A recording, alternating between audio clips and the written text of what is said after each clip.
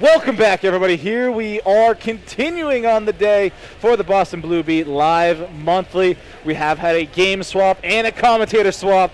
We're going to be heading into Guilty Gear Strive with myself. I am the Doctor, being joined here by Lasergician, none other than, and we're going to be heading into our first matchup of the day.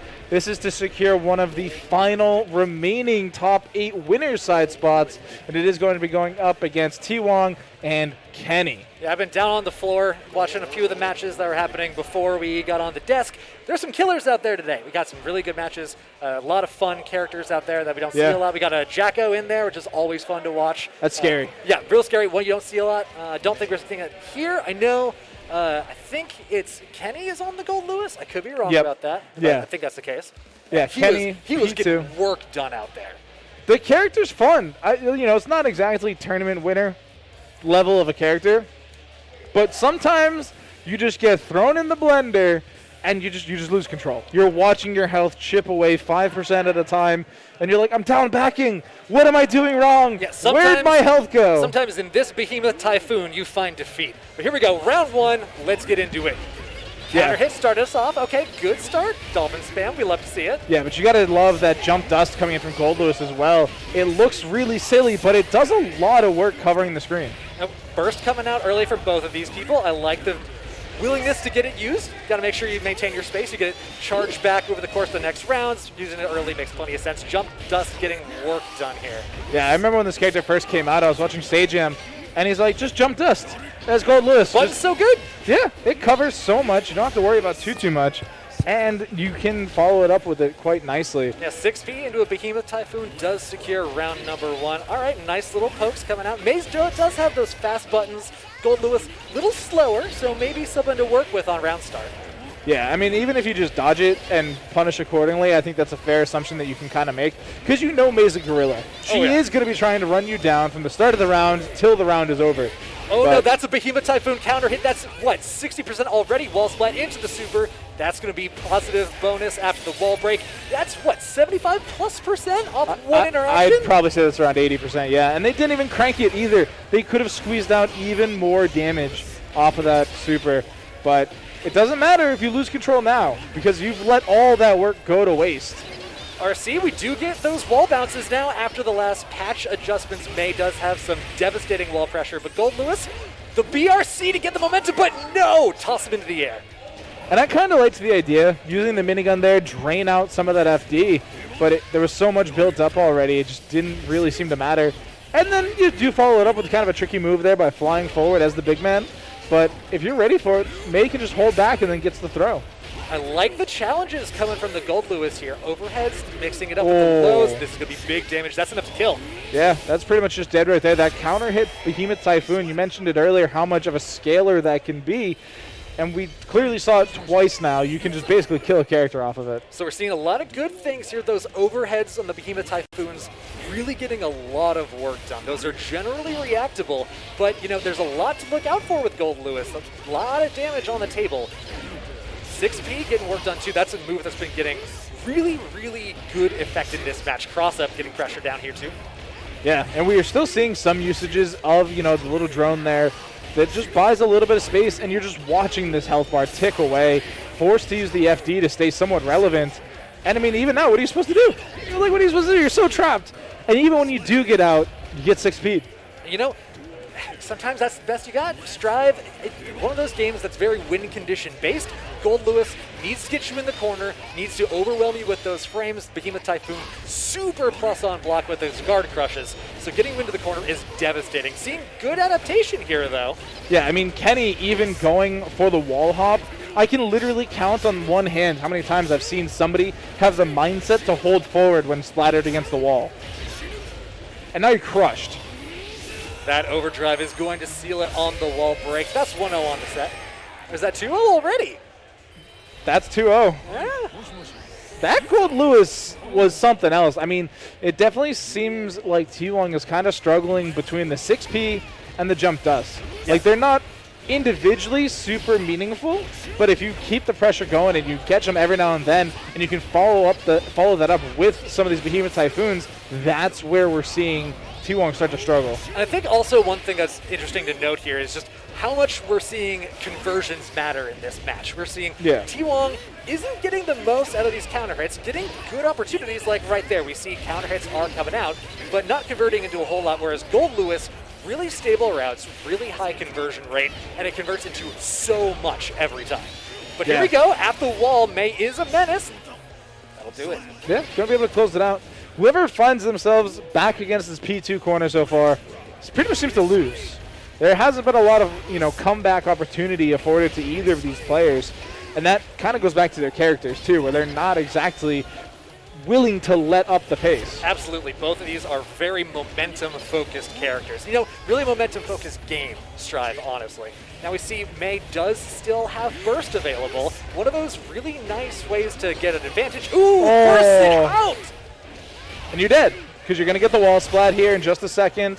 Has that overdrive available. Doesn't need to spin the spindle. It's just so much damage. Just one more round, and Kenny gets into top 8 on winner's side. And this has been fairly dominant. We have seen some signs of life here from T-Wong, but it's been 1 a dozen, it seems, at this point, because they've won 2 rounds this entire set. Okay, that backdash was good. We haven't seen a lot of that yet. So T-Wong may be finding a way in, but a little too late. Already backed into the corner again. We're seeing that pressure. RC comes out. That's a big hit. Had just used the meter to get that red RC, but honestly, that wall break into the positive bonus, when you have such a life lead, it puts the pressure onto T-Wong more than they can handle, and they're just going to get caught out of the air by that Typhoon. I got to say, I think button of the match there, that's 6P. Oh, yeah. The 6P did so much for Kenny. T-Wong really was looking to make something happen in the air and just couldn't get any momentum coming from there. And that grounded footsie approach, really, really strong for Gold Lewis. So apples to apples, you kind of got to try and work around that. Yeah, I mean, on the May side. You're taking May, who has a double jump, who has a lot of air-changing options as well between the upward anchor and things like that. You can get a lot of mobility out, whereas on the other hand, Dickinson doesn't even have a double jump. So it's just like, it's literally land versus air, and in this sequence of events, the land took it. Yeah, well, that does leave T-Wong with an opportunity down in loser side, I believe, because that was still looking into getting to winners. So we're going to see them perhaps on the bottom side of the bracket. Kenny going up into top 8, looking pretty, sitting tall, sitting proud. Wait, were names backwards there? Oh, no, the bracket just updated. Okay. Because on our side of the bracket, it actually had T-Wong going forward. But no, so that does set up Kenny versus Knox in winner's side top 8. T-Wong goes down, and they're going to be ending up playing against Rob Appelian. Yep, Rob Appelian, a friend of mine. He's the Jacko player, actually. Oh. So we're going to get to see May versus Jacko. That's going to be something. Those are two characters with very different game plans. One likes to try and stay out a little bit, find pockets of opportunity, and one views everything as an opportunity. So we'll see how that lines up with each other. And I mean, Jacko in this region has kind of been like a mystery to me, because the players will come to me and they'll say, Jacko's not great. Like, she's okay. She's not like top tier, but she's okay. And then they'll go win a tournament with her. And I'm just sitting there like, are you lying to me? Are you sure she's not that great? That's one of the great things about Strive, right? Nobody truly can't win. Unless you're Faust. Well, okay, hold on. No, don't hold on. All right. If Apology Man can't make it work, I'm struggling to find out who else can. Okay, the great thing about Strive is that everyone but one character can make things happen. It used to be 2. It used to be 2 characters, didn't exist in the game. It was Faust and Anji. But then they added Anji into the game after the first patch, and many spin aficionados rejoiced. Yeah, I mean, he does. Anji excels by having one of the best defensive options in the game. It is available to the entire cast, though, I do want to mind you. It is the throw button. It's only -2. Yeah. But it's 2 frames, excuse me. It's 2 frames. I believe all of our Anji players, of which we do have several around here, actually. We do have quite a lot, actually. I believe they are all out of the bracket at this point, unless I'm mistaken. We're going to see Pot versus Kai. I saw these two playing a little bit down on the floor before the broadcast got going. Both these players were playing real well. Potemkin was getting really good mechanical plays in there. Those Kara cancels were on point. Whereas Kai, just a very solid character. I saw a lot of good space control, saw a lot of good anti-airs, and specifically a lot of air-to-airs. Yeah. Not going to be too much here. So there's a pretty good reason for that. Yeah. So the Kai player that we're seeing on the screen here is LuckyD. It is. Whereas it's DocBach on the Potemkin. But LuckyD is a Dawson player. So that they would spend a lot of time in that neutral and in the air, especially in like Street Fighter V specifically, because they don't play the same aggressive Dawson that you're seeing from players like Art and Adnan. So it is that much more traditional slow zoner the measured play. pace. Yeah. Yep. So I do think that leads fairly well into a Kai Kisuke playstyle. Although you will see some like Kizzy who do go for just like the trip into Ride the Lightning. And I don't think we're going to see a lot of that here from LuckyD, to be honest. Okay, 6P coming out real early. We like seeing those buttons. Going for a lot of space control. Loving those back air dashes. Makes a lot of sense to me. You really want to stay out of Potemkin's threat range. Kai has really, really good normals to control the space, like we were talking about a little bit earlier. We're seeing that come into effect here. Oh no, in the corner already though. Yeah, that's tough. There's a lot of armor there. A reverse Ride the Lightning is going to be successful, actually. We take those. As they say, mad random, but Jared going to power through that Lightning. We're seeing a little bit of space control wars here coming from the Potemkin as well. That ground slam is pretty good as a way to trip up your opponent, try and get in. Counter hit, though, doesn't convert into much. There it is. RC is spent. Big damage. Yeah, going to get that Mega Fist forward. Tries to follow it up with the Garuda, but the backdash from LuckyD is strong. It is going to make sure that you know he's aware of that Garuda option. And I like that. Goes for the PRC into 6P. Doesn't try to go for any throw shenanigans because you knew that Dan was ready for something. One more hit here for LuckyD. Not a lot of FD available on DocBach's side either. Yeah, very little. LuckyD is going to get burst here available first. Okay, air-to-air is going to close it out for LuckyD. Very methodical play, like you were saying. There was a lot of making sure the air approach didn't happen. Some very measured cancels with the minus on-block approaches like that slide. And he's very careful to avoid negative bonus as well. Yes. Because even though he is spending a lot of time up-backing into projectile, he's spending more time pressing the pace and forcing DocBach into situations they may not want to be in. And we're seeing a lot of good tempo coming out, and really trying to make sure that no opportunities show up for Potemkin. But does have to spend the burst there to keep Potemkin in the corner. I think it's a really good idea. Potemkin is a very momentum-based character. We were talking about, everyone's really momentum-based in this game. So Stun Dipper into the RC. And you're dead. Burst is available, but the baiting it out is able to close it out. That's a pretty solid play to get a win on the board. I'm actually loving the option of the up-back projectile to beat out the slam. That's honestly not something I'd seen before. But like I was saying earlier, some of the other Kai players you find on ladder and in tournament might be just more aggressive, trying to make sure. Run up in your face and throw. Yeah, like that kind of Kai. They're trying to make sure that shock state's always applied, always in positive frames. Whereas Dan, LuckyD, is just kind of content to play the neutral game. I am afraid of a Potemkin with a full meter, though. Using that YRC to get a little bit of space, get control, again, makes a lot of sense. Dust does not land good reactions. Yeah, I mean, but this is still time after time in LuckyD's favor. And as soon as the momentum starts going the other way, burst. Never let the Potemkin get going. And this is definitely going to be frustrating for DocBach because they are so used to being able to impose their will on some of the other players in the region. You know what I'm also seeing here? A lot of Fudra Arc anti-airs. We're seeing a lot of Doc trying to go for jump-ins on negative situations. And I don't know, I guess Dan just has that read that, you know what, going for the Fudra Arc like that is going to work just fine. Yeah, and I mean, when you are, a defensive player who likes to respond to your opponent's decision makings, sometimes you just get in their head. This is the first buster we've seen all series so far, and this is potentially the beginning of the end, but wake up DP. Imagine if Dawson had a DP, it'd be over for you fools. That'd be messed up. It'd be broken.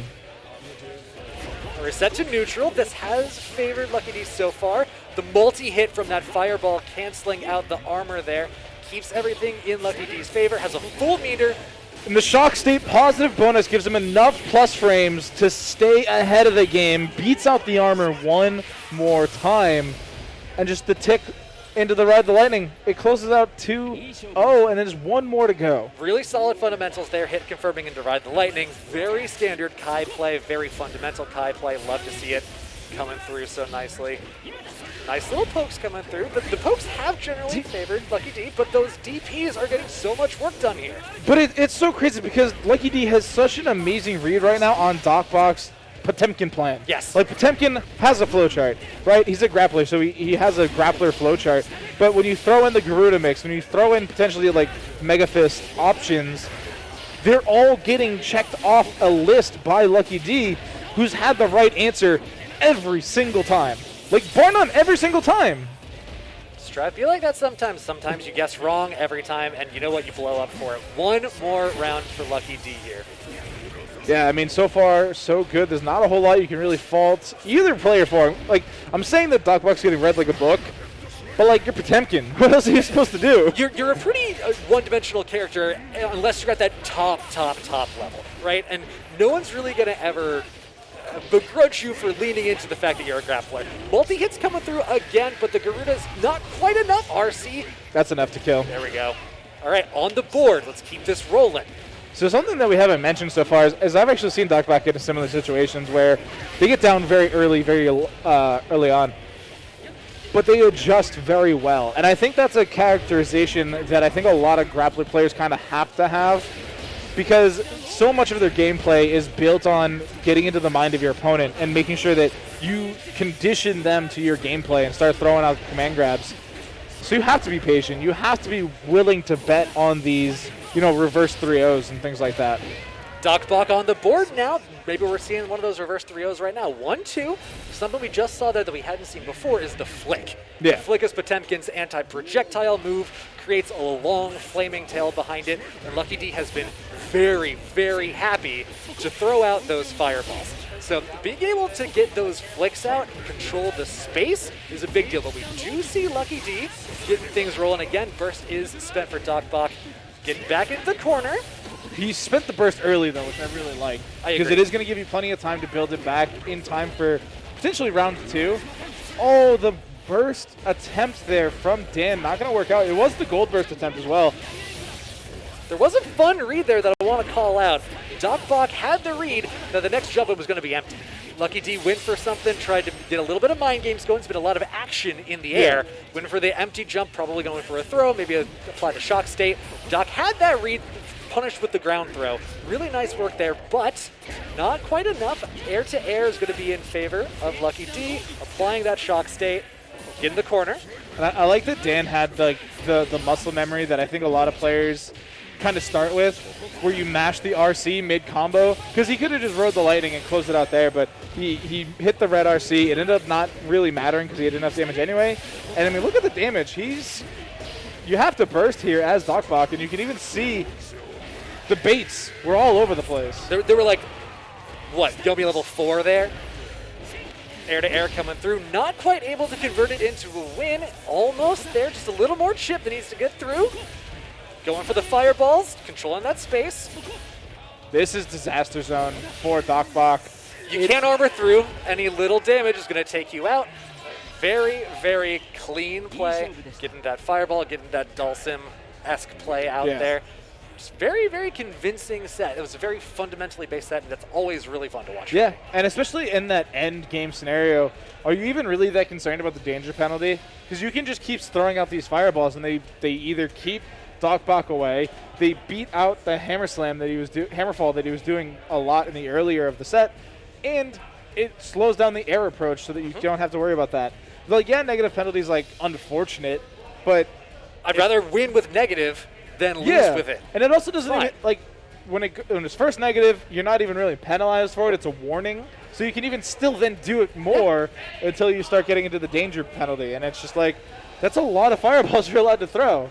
And even if you jump forward, dash back, and throw the fireball, like, I don't know, it's just an almost impossible situation there for DocBach that they found themselves in. I think one of the really interesting interactions with these two characters that we saw in there was how Fujiwara can go over the ground slam.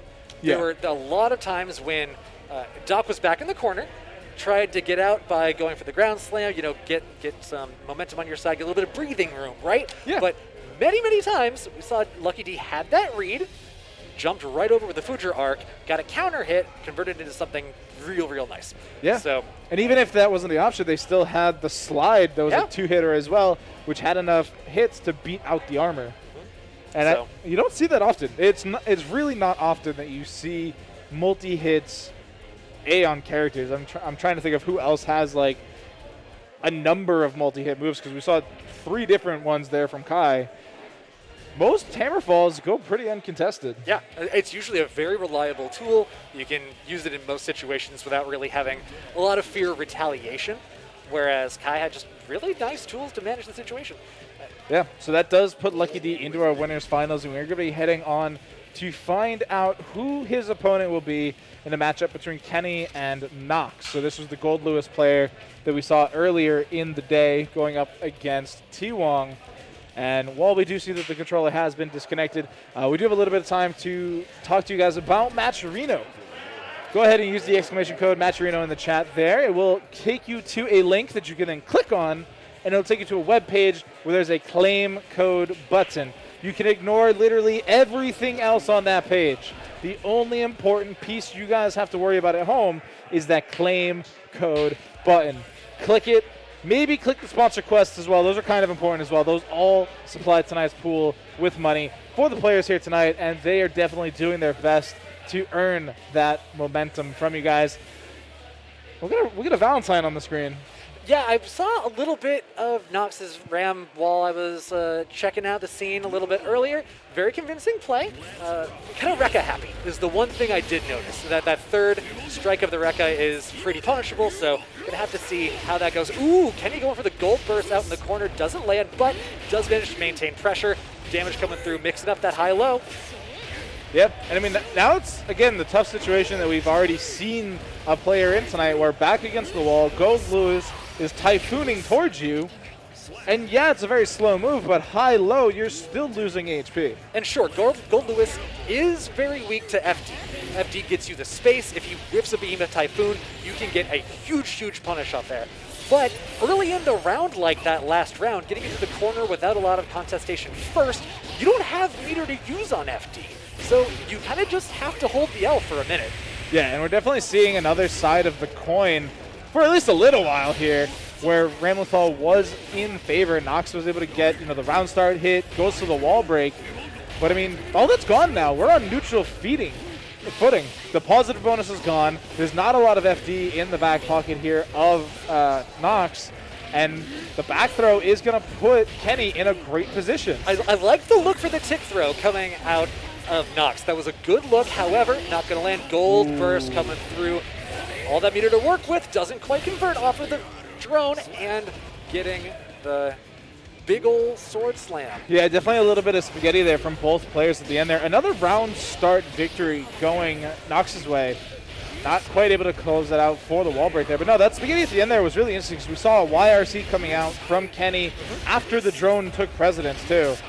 And this time, it's going to be Kenny with the advantage. That's effectively a round start after resetting to neutral. Going for that Behemoth Typhoon. I think that's, what, a 268 was that one? Really kind of a bold choice. We've seen it lose out at round start a couple times already. Saying, you know what, I'm confident. Crashed it twice. I do like the adjustment because traditionally I think a trade there is fine for Gold Lewis. Yes. Compared to the alternative that we'd already seen twice now. But when you're already back through the wall, giving the positive bonus to a Ramlethal, like they can take full advantage of all that meter. Although they're terrified. They're FDing in neutral based on something that may or may not happen. Good throw tech. Air approach, getting into the corner. Oh, the double counter though. Is this enough? Gotta find one more overhead, will cinch it up. What's really interesting about this match so far to me is these are two characters who thrive on corner pressure. Both of them really want to get you into the corner, oppress you with buttons that have a lot of space control and a lot of long, lingering hitboxes that you have to really be patient to escape. And it's just been a battle of who can get that one neutral interaction. The first person to get that neutral win is going to be able to convert into a lot of damage, but also a lot of control. both of these characters are really good at breaking the wall, too. Yes. If you get hit anywhere close to the wall past mid-screen, there's a very large chance you're going to be going through it.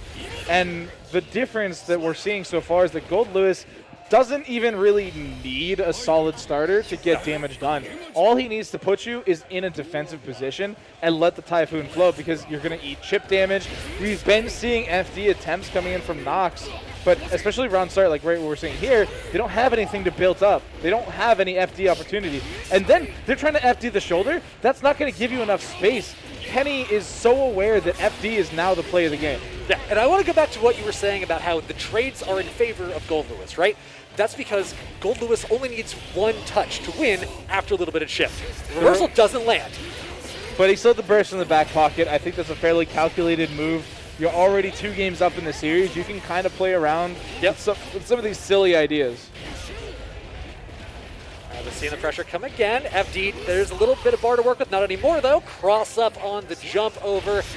One more round. What is this movement?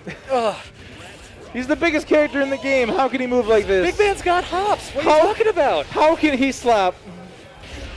Corner pressure didn't convert into anything. We're not seeing a lot of pressure resets coming out of the Ram. It's really just been one attempt, and then if it doesn't land, Kenny's been so good at escaping that pressure so consistently. Into the corner again, though. Reversal. This is going to hit. This hits. Oh, and the turn! He put his whole wrist into that. Gave it the full spin, got both drones powered up. The chip out with the minigun. There was no FD. You just had to take that hit, and it was enough. Especially because that has, again, that long hitbox, especially when you got that security meter up at level 3. It goes for ages. Hits super meaty. Don't have time to jump out of it. Don't have time to air dash at your opponent, try and get over it. Don't have a DP to try and power through it, though you probably die for that anyway. Ramlethal, no meter. Waking up to that, just kind of has to lose. Yeah, and I am curious what button we saw get reversaled there. That was Rekka 2. Was it? Okay. Yeah. I thought it was going to...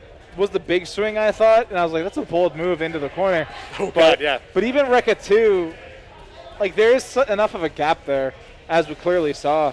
And, I mean, that was the second time we saw that as a reversal attempt. But, I mean, a Ramlethal player knows it only takes one. Yeah. You have, like, the primordial edition of that super reversal in the game, right? Like, not many characters released with an option like that. And there were so many Twitter clips of her just one-shotting chips and things like that, that, like, she was the reversal character. So you know what's going to happen. You know it's a threat. It's one of those things where you have to really got to have a read on your opponent in order to get that reversal squeaked in there. And I think I mentioned this earlier when I was down on the floor. I saw that very, very willing to throw out those Rekkas. Yeah. And when you see that, you kind of get a little bit of scouting done, get a little bit of you kind of internalize your opponent's habits, then that's a pretty easy read to make. We did see the Rekka coming out pretty frequently in the corner. Also, not fond of the sword toss by comparison. I think it makes sense. Gold Lewis in the corner, you got to keep him there. And if you go for the sword toss and it doesn't convert, well, you just gave out most of your advantage. Yeah, we saw... It's a tough spot. It was very hit or miss on the offense we were seeing there from Nox. When they got the hit, they were successful. It was the getting the hit part that they struggled with. But so that does move Kenny into the winner's finals position on the opposite side of LuckyD, and that does send Nox down 2 losers where they are waiting for an opponent. We're going to be closing up the last top 8 spot here. This is going to be T-Wong versus Rob. So you told me it was Jacko. That's not a Jacko on my screen. That is not a Jacko on the screen. I am surprised. I also don't see Rob at the setup, which confuses me. So maybe. Oh, sorry, they changed it. They changed it on me. Yeah. This is Elmdawg and Merkilo. Yeah, no, this is Elmdawg versus Merkilo. I'm getting smixed by production. It's that unseeable overhead coming down, dunking on you. No, because I saw Thantis walk over it. He's just mad because we called him a bracket rigger because he won CF. He's just messing with us. All right, well, Gold Burst of Potemkin with meter is a scary, scary thing. already off to a great start over there, getting a lot of damage in. Okay, overhead mix-up coming in. Yeah, Merkilo's definitely been playing Geo for a while, though, and this is a character that has a lot going on, a lot of plus frame opportunities that you can take full advantage of if you can connect them. But if you just get exploded by Heart Grab, there's no plus frames in your future. And one thing Geo has that we haven't seen a lot of today is safe jumps. There's been a lot of times where on Oki you have to either go for a risk or go for, just something a little more patient. But Geo having access to those easy, nice, safe ways to approach is really nice. And that said, you can also just choose to ignore all of that. Go for the overheads, go for the cross-ups, build that meter, see what you can get done. Geo does have that mechanic where a little bit of extra defensive power when you have your meter built and haven't spent it. PRC coming through, not afraid to spend that at all. It's going to be a pretty nice, safe, consistent wall break. Not quite enough to win the round, though. Yeah, and that defensive boost that you're talking about is a fairly unusable, not unusable, obviously, because it's passive. It's a nice passive bonus. Yeah, you don't play around it. It's passive, but Geo's so good at spending meters. Oh my god, yes. So there's no reason to hold on to it for the bonus. I mean, it's not even that big of a bonus, in all honesty, until you get to that second meter. But then you're just sitting on 100 tension, and it's like, Geo's so good at using it. Time to go in. Yeah, like red RC, blue RC, PRC, they're all useful. Even all of her overdrives are super useful. This is my favorite overdrive to use in the game because it catches everybody. Nobody is expecting you to come flying out of the sky, Cammy dive kick style, to send them through a wall. All right, prayer hands, making a little bit of progress back here, getting out of the wall with the slide head, making the FD meter spend happen. Mega Fisto coming through, not going to land it, poking out just a little bit. RC is used, Garuda comes through. It looked like a counter hit too. I think Gio was looking for maybe a tick throw, try and get that, sneak that right in. Nice fast button. Well, because it looked like there was so much time because they had the FD call that was correct because it worked out a little bit. But then it looked like they were responding a little bit too slowly to try and get the punish opportunity in. I mean, this is the Geo you love to see. Just hyper aggression, tons of oppression. Get in, stay in, assert your will. And especially against Potemkin, who can turn the tide so quickly. You said it best earlier. You really can't give them any room to breathe. You have to put them through this wall.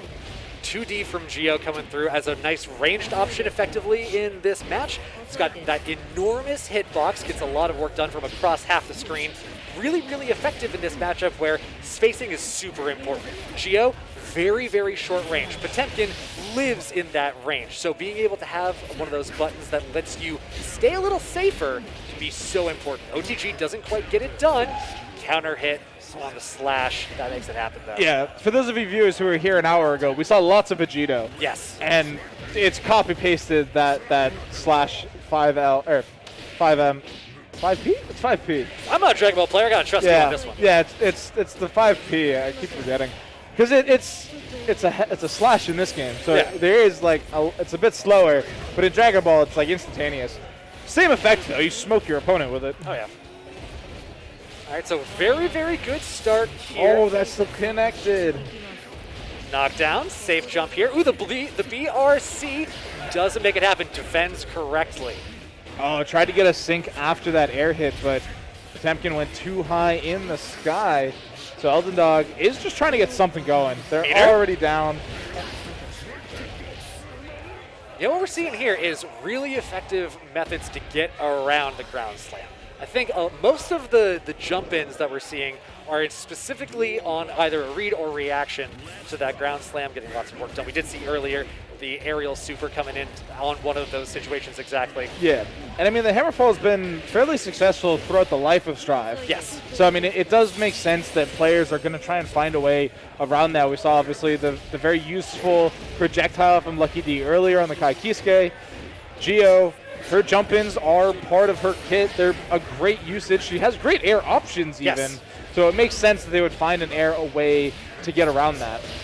You know what I love about this match also is we're not seeing anything fancy, right? This is just nice, stable bread and butter combos. No of those high-flying Acarian combos, just nice and predictable things. And then also every now and again, big ol' Garuda impact. BRC getting some space again. Looking for maybe a 2D to close this round out. Just a little bit more will do it.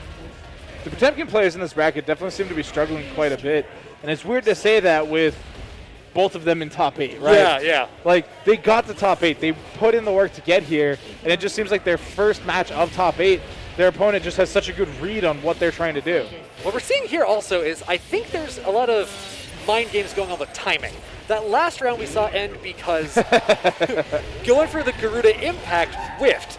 And that is a pretty good keep-out tool when the Geo is rushing in your face all the time with moving slash buttons. I have to imagine that was trying to keep out one of those situations, and just delaying that approach a little bit means you create that whiff, you close the round out nice and safe. And it's just little bit of things that's going to go through the wall, which should guarantee the kill, I have to imagine. Yeah, that'll do it. Very convincing set there in favor of Elmdawg. That was 2-1 so far. We got one more to make it into the next round of losers. Ooh, counter hit on the round start. Going for a Garuda Impact gets punished. Burst has to get spent immediately. However, the Mega Fist counter hit can get a lot of damage done. Taking advantage of that counter frames and the plus frames plus damage. Oh, great timing there on the fist forward. Mega Fisto coming in big as well. Ooh! Oh, that's that tricky stuff. Yeah. That's that day one tricky Potemkin stuff that everybody was like, this character's too much. Turns out they're just right. Turns out when you can throw yourself at the opponent, cancel into a command throw that does half your damage, or half your health worth of damage, it's pretty good. We do see this time the rushdown is in full effect. Oh, maybe not. Counter hit is converted into 40-45%.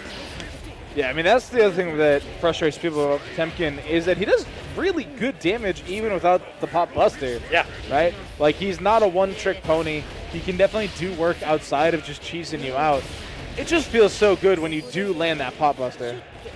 Really loving the BRC and the aerial approaches. I'm a fan of it personally. BRC is like my favorite mechanic in the game. Tick throw, OTG. What's the next up? Not happening right now. Good anti-airs coming out with prayer hands. Oh, a little too slow on the grab there. Nice attempt. Would have kept the pressure going in their favor, but I do like the punishes on these Mega Fists. Converts into the 6P Gatling. One more round. Yeah, Merkilo currently 2-1 in the lead. This is for their tournament life, too. This is loser side right now. Throw comes through. Seeing those safe jumps come through. Nice conversion on the jump in. Going to break, use that super break the wall. Looking for a jump in here. There it is. Safe jump comes through. Nice block. I think expected a ground slam. Nothing happening. Mega Fisto into the corner. Ooh, Garuda whiffs. That was an opportunity. Didn't quite happen. I thought it was going to hit too. Oh, and the 6P forces them to go into the other side. That's another opportunity that just goes right to the wayside. This time they are successful in the conversion. Not close enough to the wall for the break, though, so they do just have to do that one more time to stay alive. Slide head wasn't enough to get in range. That did give an opportunity to convert here into the nice, stable combo. Baited the burst.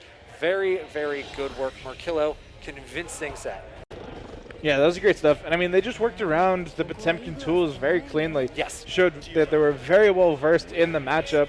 And in a region with multiple Potemkins, you kind of have to be. Yeah, I like how there was a lot of different interactions with this Potemkin matchup, too. We didn't see a lot of the multi-hits that we saw with Kai. Yeah. But we did see a lot of safe jump-ins. Means when you go for that jump-in, if you don't get it to hit, get that nice block from the Potemkin. A lot of times went for that ground slam. Try and get that space back for yourself, get some Oki running. But because Geo has those safe jumps, very convincingly, very stably, very consistently able to keep momentum in their favor. Yeah, I mean, Geo, another character with fairly good air mobility options. We mentioned it earlier with the Mei, who was not as lucky in their matchup, but you can get around a lot of the things Potemkin's trying to do. And something that can frustrate some players against Potemkin are the Mega Fists. Yep. Because you have to be so aware of the forward and back ones. Their hitbox is kind of funky in how it actually connects.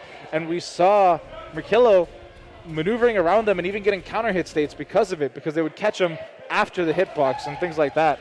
So just lots of knowledge being known there. Looks like we're going to be heading on to our next matchup, which is JMD versus T-Wong. So T-Wong we did see earlier in the day. They played against Kenny and unfortunately fell down here below. but they should still be alive. This is the May player. Yeah. And, one other thing we need to, of course, bring up is if you are liking this tournament, if you want to see more of this, one of the ways you can show your support is at that match arena. Really just one click, show your support, get a little bit of money into that It's technically pot. 2 clicks. You got to Okay. click the link, and then you got to click claim code. This is true. But it's a lot easier than back in the day. That's true. Back in the day, you had to do the copy-paste shenanigans. It was a whole thing. But now, 2 clicks. Yeah, I'll give you that. It is the 2. And you can show your support for what Boston Blue Beat is putting on out here. Actually, also, one thing we should talk about, if you want to see more Boston Blue Beat action, where should you look in the future? So we do have, obviously, the Blue Beat Twitter, at Boston Blue Beat, where we do post all of our events there for futures, so you can keep track of what's going on and keep track of all the content. They are amazing with the tweet game as well, super quick on getting clips from the events and posting about. But our next online event, we do have an online monthly and an offline monthly, which, as you can see, we are at the offline edition today. The next online one is going to be March 26th, featuring a lot of the same titles as today, whereas we do have our BBCF event on March 27th. And the next offline event we are going to be having on April 16th of next month. Yeah, lots of good games there, just like it was today. But for now, time to get back into the action. We got May, we got Eno, we got mix-ups versus gorillas. See who can make something happen first. Nice little trades here. Looks like they're just working on the space. First has to get spent. Makes a lot of sense to me. Yeah, it is. It does seem early now that you're on the back foot, though. Nice little backdash, but May is just so impressive in this matchup. And I do think it is going to be a bit of a struggle for Eno to get something going here. I agree. The game plan disparity, and just in terms of complication here, really matters. May can spend a lot of mental stack on reading the Eno. There's a lot of pattern recognition that can come into play on, am I supposed to guess high, am I supposed to guess low, which is more likely, whereas with the Eno, you have to spend a lot more of your mental stack on enforcing that mix-up. Yeah. So I do think at a fundamental level, when you're maybe a little newer, a little starting out, not that these people are, but... Oh, that connected! It's not enough to kill, but Oh, damn. it's so close, though! Oh, Dolphin jumping right onto the note. Little unfortunate. Ties up this first match, though.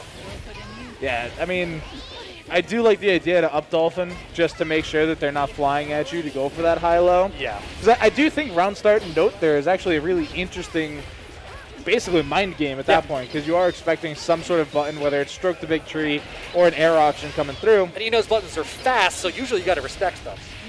Yeah, so a very slow note is the perfect call-out in that situation. Seeing the dive coming through as well. Okay, nice anti-spacing tool. That anchor has really, really large hitboxes, so just nice little jump, nice little throw, button, control the space, deny the approaches. Yeah. Really likes to try and work in with that stroke the same way that May likes to work in with that Dolphin. Difference being, May has really good ways to work against that, whereas Eno's they work. They're just a little more work to make them work. May's buttons also just crush you. Oh, they do. Like they do so much damage, and they can hit from distances you might not be prepared for. Yep. And I mean, look at this coast-to-coast combo, almost going for the wall splat even at the end, but it puts you in a situation when you're one hit from dead, even on a trade. While building all the meter to make sure you can enforce something to make it happen. Also, dive coming through. And just the raw up Dolphin, making sure that Eno can't keep pressing power. Oh, the 6H. Yeah, being able to punish stroke to victory is a really tough situation to find yourself in too, because outside of that, you're looking at an air approach, and surprisingly, Dolphins are really good at controlling the sky. First, have to go for the Desperation Gold Burst. Does buy enough space to work out of the corner, though. Blocks high. Does not fall for it.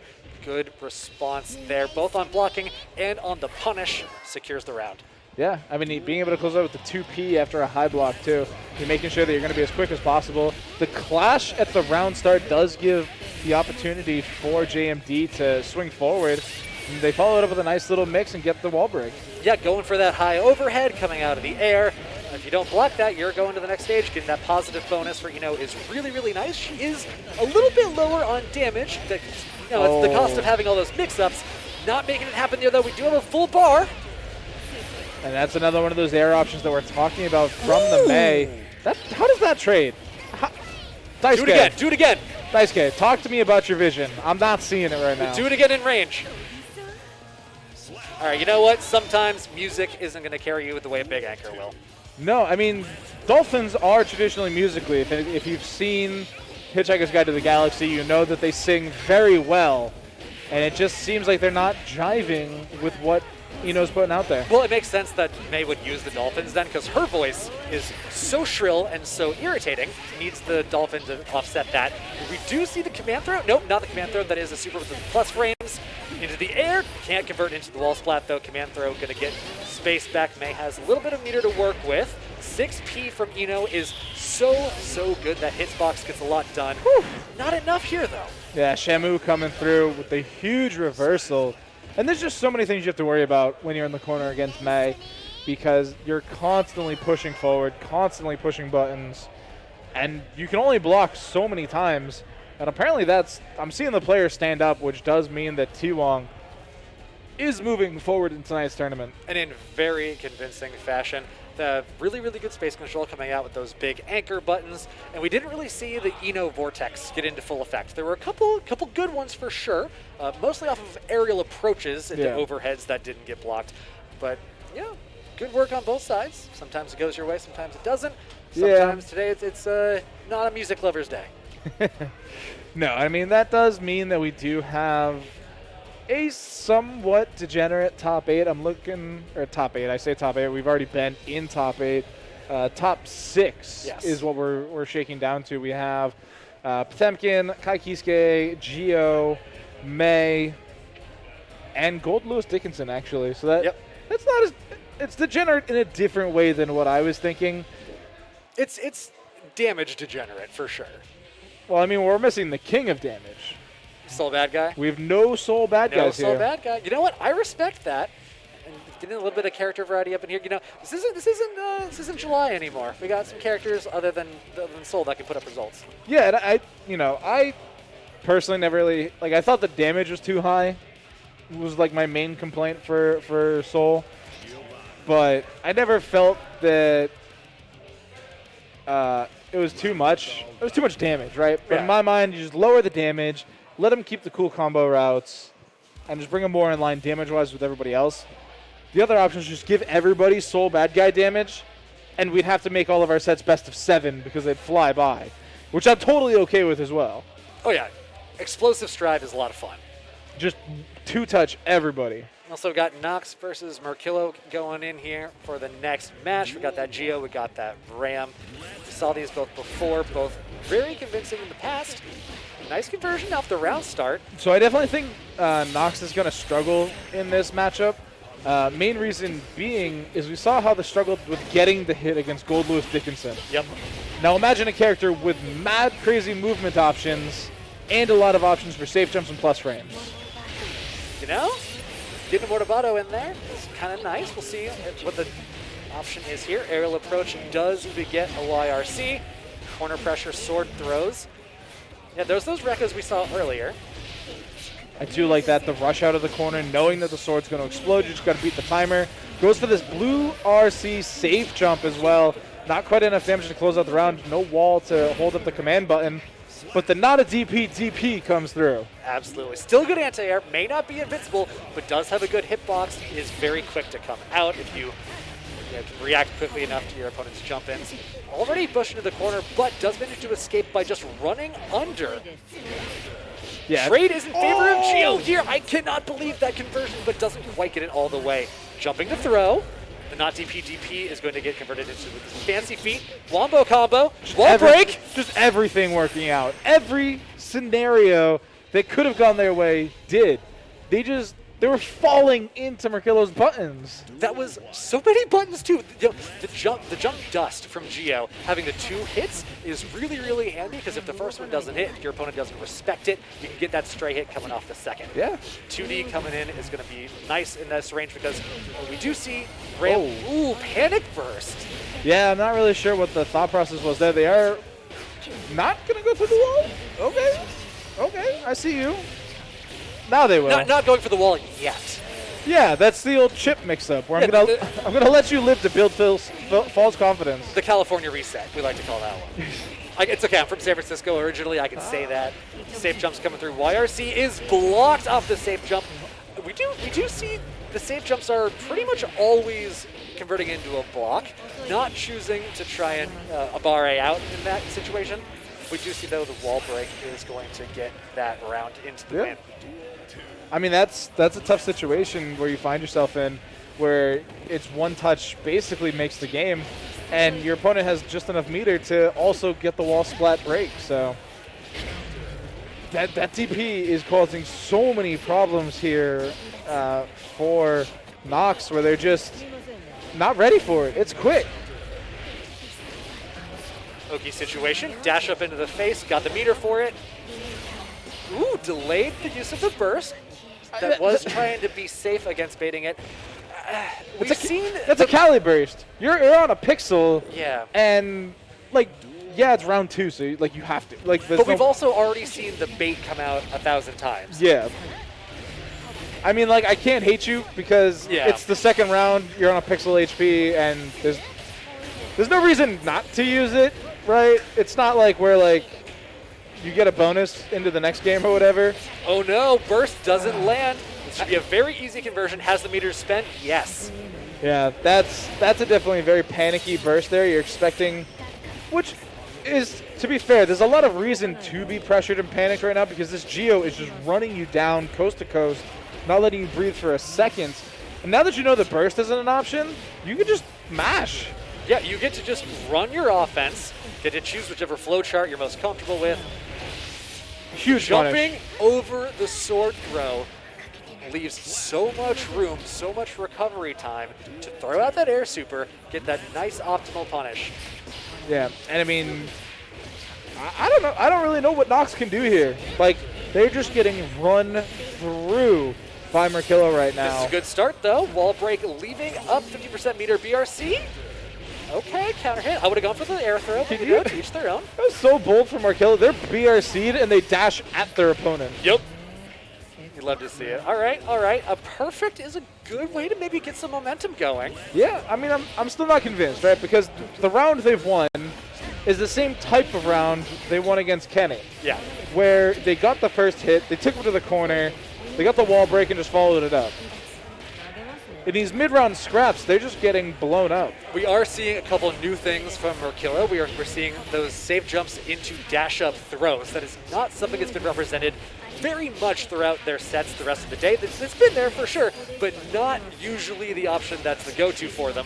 This time, after going for the safe jump, did not throw, mixed it up again, going back to the strike in that strike throw. Yeah. Very easy conversion after a little bit of meter expenditure. Very convincing win. 3-0. And they had a nice little double overhead situation there where they went for the overhead, BRC, re-jump overhead again, and that second time it definitely caught Nox looking. Yeah. And it was nice enough to close out the round, so that is going to be 3-0 in favor of Merkilo. That does move them forward in tonight's tournament into, I believe... They'll be losers finals. Nope, not quite. There'd be losers semis? Losers semis, because there's still LuckyD versus Kenny up on the winner's side. A loser of that would go down to losers finals. Yep, and so we should be getting our other matchup here, which is going to be DocBach versus T-Wong, which is Potemkin versus May.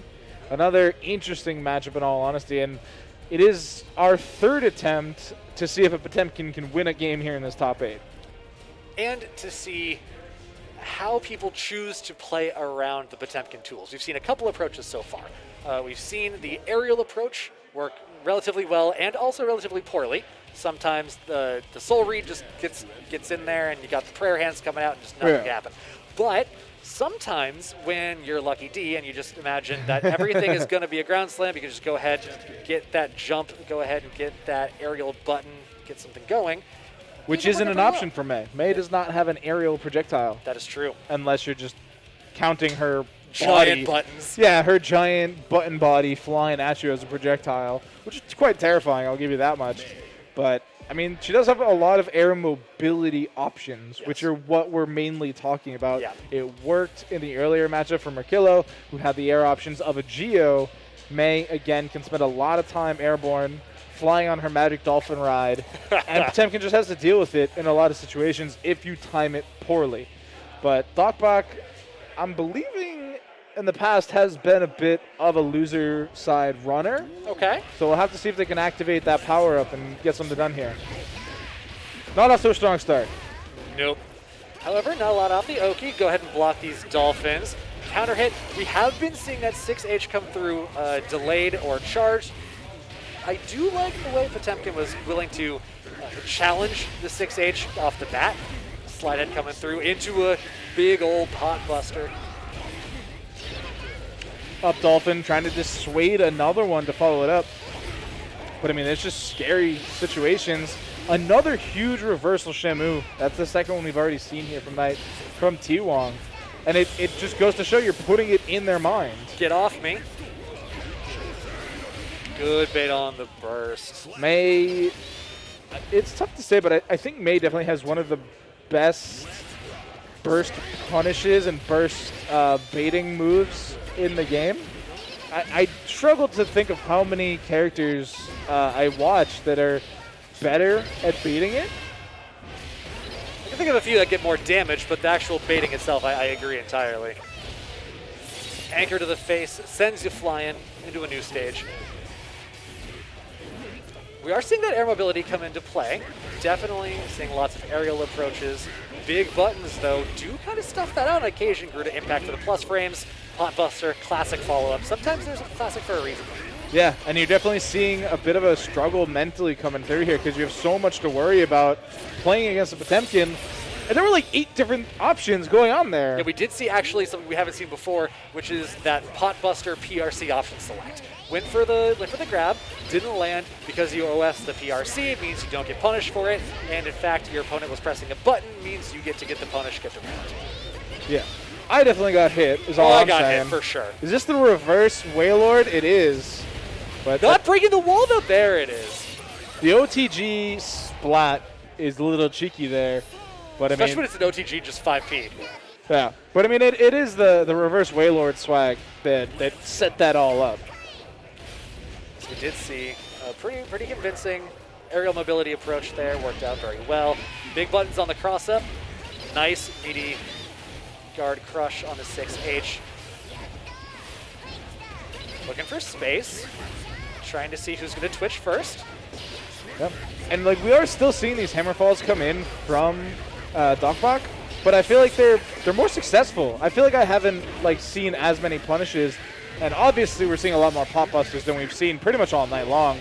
And that's definitely successful. Wall break will kill here. Wall break has never scaled, guaranteed damage, so always safe to try and go ahead and win the round with that. 2P for the challenge. Ooh, double overhead there. Yeah, cheeky little bit. Huge counter hit. No. The spacing just off, though. That's all right, maintaining space with the big butts and the Dolphins. We have not seen a lot of Dolphin challenges so far. Not a lot of 6Ps, not a lot of 5Ps. It is hard to read your opponent sometimes, see if they favor the heavy Dolphin or the slash Dolphin. The heavy Dolphin, of course, significantly slower, but significantly more plus frames. So getting that read can be very important. Not seeing a lot of it so far, though. Yeah, and I think that like as a Potemkin, I think there's a thought process where you just try and stay stalwart. Yep. Slowly wait for your timing, and then once you get your timing, get the most out of it. And I think DocBach's really good at that game plan. And we're seeing a PRC pot buster come through. You got to be just far enough away from the wall they can't continue the combo. But as long as they don't have this happen, they were in good shape to win. Burst does save the round, though. Is the that going to be enough? The call-out of all call-outs. We've been seeing aerial mobility all match be so effective.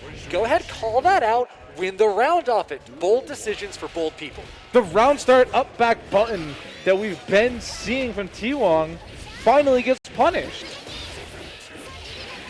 And it looks like they're taking that personally, in all honesty. They're very mad that they got called out. That's okay, though. Sometimes all you need is another Dolphin or two to make a point. Burst does get spent. Space is regained. But is that the best thing for the Potemkin? Yeah, you got out of the corner, but now May has all this room to work with.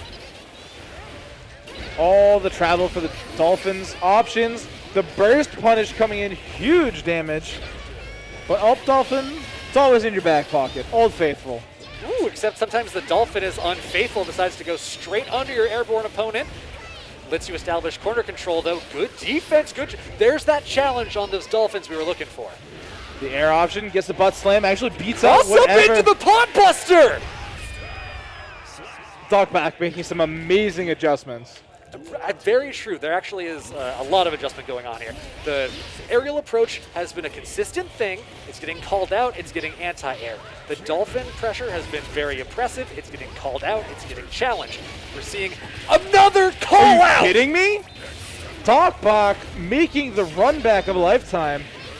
Doesn't get the throw, though. Does get punished. Could have been worse. They're starting to challenge these grounded approaches. Much more proactive. And it's making the thought process of T-Wong means, do I have to go to the air more? Do I need to approach air more? And then they get scooped out of it. Looking to see if we get another round of burst before this round is over. If DocBach can spend that burst, if it gets built, that's a win for the round. That's not going to happen. Nope, that'll do it. Huge counter hit coming through. Gets the slash, setting us into yet another duel 3 between these two players. Both should have burst before the round is over, unless we just get a cheeky 3 pop busters in a row. Or even just Meaty guard crush. a sequence of events from May could really close this out too. They're going to build up a meter here. Reverse Wailord. Has super. No, just going for Shamu. Through the wall, and Potemkin has burst now, but they have a huge hill to climb. Dolphin to close the distance. Didn't hit Meaty. Didn't get any pressure going. The The 5D. Not quite enough. Just needs one more hit. BRC for the approach. No, the jump punch. Gonna close that one out. Interesting, we actually saw the Potemkin going for some aerial approaches now too. More adaptations, little less grounded approach, little more aerial approach, and that means May has to respond in kind. More adaptations on air-to-airs. Yeah, I mean, but May's air buttons are insane. They're huge. They're so good. so successful in even this set that Backdash. we're watching. And Wait for the call call out. out didn't happen this time. We're on more and more mental layers here. Call-outs into call-outs. Yeah, and it's the stage of the game where whoever adapts faster wins, because we're in the later stages of this set, and right now it seems that T-Wong has all the right reads. Ooh, the red RC into the cheeky overhead doesn't land, but up Dolphin into the falling JP. One more round. And this should be getting pretty close. That's 2-1 in favor of T-Wong. So Ooh, this the is Garuda lands. That hasn't happened much. This is match point here for T-Wong to find themselves up against Merkilo. And all they have to do is close it out. DocBach definitely looking like they're feeling the pressure. Red RC. The 5D lands. No- It was no charged burst? this time. There's no burst. This is big damage. That's not quite enough. Drops the combo. This is a reset to neutral. You know what's crazy? You dropped the combo, you still did 40%. Yeah. Ooh.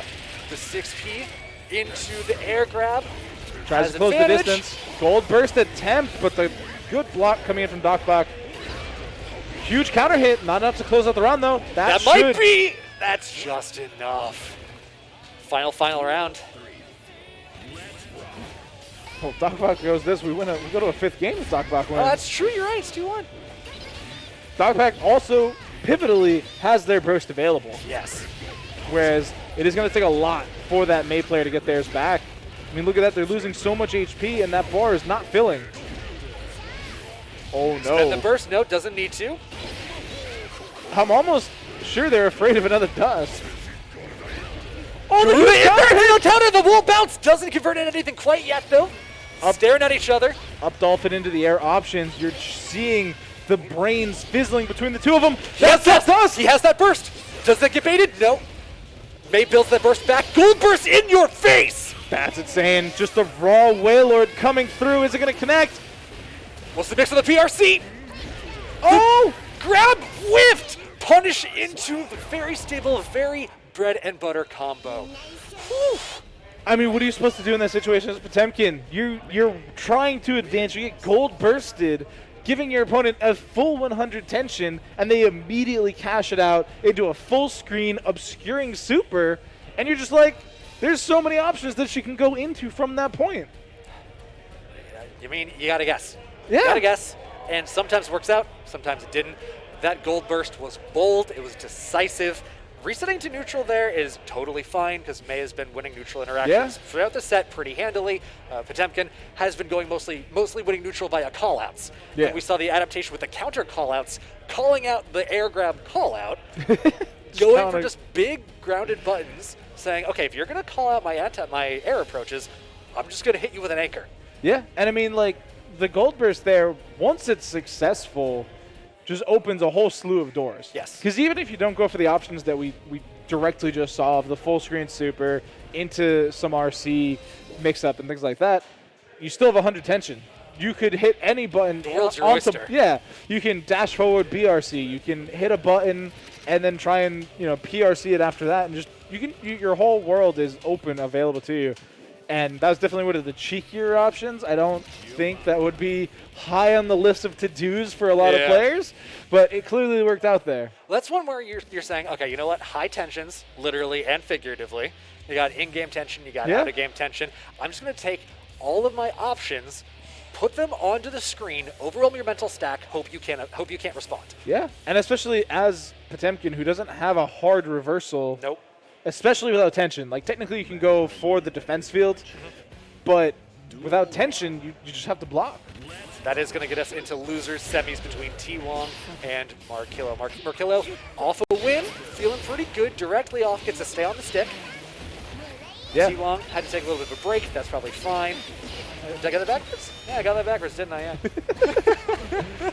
But no, I mean, either way, like, you're still coming into a matchup between Mei and Geo. Both players are going to be highly mobile, trying to get that early button. And I definitely think Mei is going to have a bit of an advantage here because she just hits so much harder. Those wall bounce combos can be so deadly, playing basketball with a wolf girl. And the command grab potentially coming through that you can combo out of. Her strike throw is frightening. Yeah, you just explode people. Whereas, like, Geo doesn't necessarily have to work harder because they still have a lot of the same options of really good buttons. It just feels like they don't do as much damage. Geo's playing kind of like an Eno type role here, where, yeah, you get more consistent pressure, you get to hold pressure longer, it's your turn more frequently, but your turns get less done. And that's neither better nor worse, just a little bit different when you're Mei and you get to get these combos and the wall bounce. Okay. Oh, but you know what? BRC after the neutral reset. I kind of like that too because the PRC, reversal. You can do that in the air? You can do that in the air? Sure looks like it. I'm offended. Can somebody call Daisuke and tell him that's not allowed? It's all in the vision, bro. I'm not a fan of this vision. But no, so I want to talk about that blue RC round start though, because by getting the jump there, it actually caused the up dolphin to be slow enough that you interrupted it and got the huge counter state. Which is funny because usually BRC, if your opponent is caught in the shockwave, it halves their speed, doubles the frames on anything they're trying to do, so it makes it a really good option at round start if you're trying to call out opponents pushing buttons, right? It's a way to force a counter hit in a neutral situation. But if your opponent's going for something other than that, that's maybe a little slower, so it is not going to get caught in the shockwave, you just end up getting punished for going for what's usually a pretty safe option. And I mean, this round has been a masterclass in punishes coming through from Merkilo. Time after time after time, they were responding appropriately to T-Wong's option. We saw that burst, instantly punished for mid-screen and a ton of damage. Wake-up option, instantly punished, tons of damage to the corner. And maintained burst throughout all of it, so you got that in your back pocket as well. Oh, unfortunate mistiming there for T-Wong, but it's not going to be punished by Merkilo this time. Really liking the aerial approach. Okay, burst does get spent. Anti-air with the 6P, throw you back into the corner. And that's going to be enough to kill, because why not? Those 6Hs are really landing more often than I'm hoping they would. You know, more and more I watch this game, I do find myself becoming a part of the anti-Mei coalition. Shout out to Romanova. But I don't know. I was originally okay with it because it's pretty meme just listening to Totogeki for 6 hours. But I'm watching these damage charts, and I'm finding myself not a fan. They're a little nauseating on occasion, aren't they? On occasion, yeah, especially when they're happening to my character. As a Geo player, why is this happening to me? Well, the good news is you're able to maintain corner pressure pretty well. Fallen aerials aren't going to do anything. You got a nice read. Plus on block aerial super. Yeah. Gold burst, not going to happen this time, though. I do love that super. I mentioned earlier, I do love it. And it was kind of cheeky there, waiting for so late in the jump arc.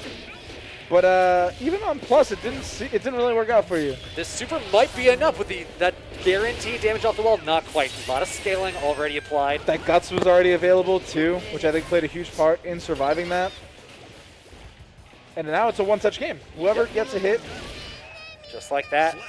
Jump on over the opponent's buttons, get a nice, quick, grounded finish on the punish. Yeah, both these players are definitely coming to play. I mean, they're going to be finding themselves in losers finals after this, waiting for the loser of LuckyD versus Kenny, which we have not played yet.